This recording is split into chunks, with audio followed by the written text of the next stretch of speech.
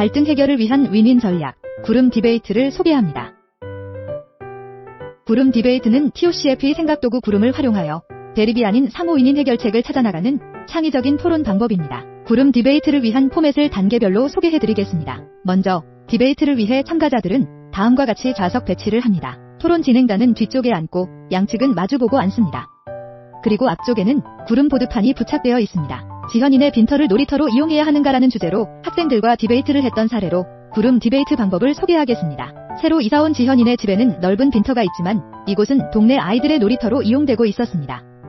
마을 사람들은 이곳에서 아이들이 계속 놀게 해달라고 하고 지현이네는 이곳에서 채소를 가꾸고 싶어합니다. 학생들은 마을 사람들과 지현이네로 나뉘어 빈터를 둘러싼 갈등을 어떻게 해결하면 좋을지 구름 디베이트를 진행했습니다. 본격적으로 디베이트를 시작하기 전 양측은 대립되는 주제에 관한 양측의 주장과 주장으로 만족시키고자 하는 필요, 그리고 주장과 필요 사이에는 어떤 이유가 있는지 가정을 구름 보드에 붙이고 공유합니다. 그리고 양측의 니즈가 모두 만족되면 우리는 어떤 상태가 되는지 공통 목표를 합의하여 정하고 디베이트를 시작합니다. 먼저 각 팀의 첫 번째 발표자가 나와 입론을 발표합니다. 입론은 갈등 상황의 배경과 우리 측의 입장을 표명합니다.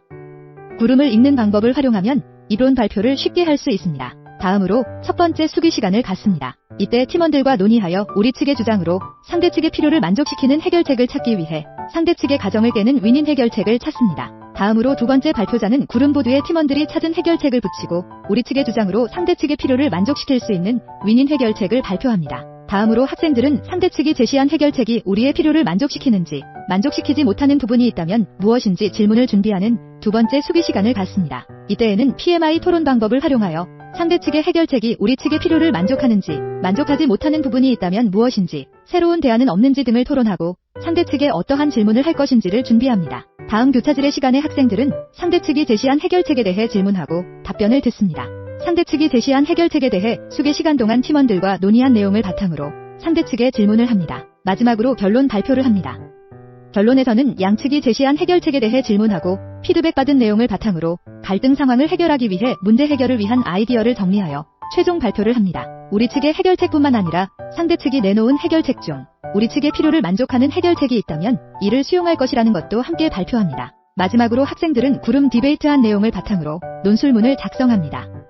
구름을 활용한 글쓰기는 학생들의 글쓰기 실력을 탁월하게 향상시켜줍니다. 구름 디베이트는 경쟁적이고 대립적인 토론이 아닌 갈등을 원만하게 해결할 수 있도록 해결책을 찾아나가는 토론 방식입니다. 이 과정에서 학생들은 상대방의 입장을 이해하고 존중하는 태도, 창의적, 비판적 사고 능력, 문제 해결 능력, 의사소통 능력 등의 역량을 키울 수 있습니다. 또한 갈등 해결을 위해 상호 협력하는 경험을 통해 민주시민의식도 함양할 수 있습니다. 구름 디베이트는 학생들의 토론 수업뿐만 아니라 직장, 가정, 지역사회, 마을 문제 등 삶의 현장에서 발생하는 다양한 갈등 상황에 적용이 가능합니다.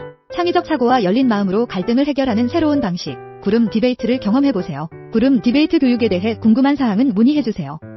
감사합니다.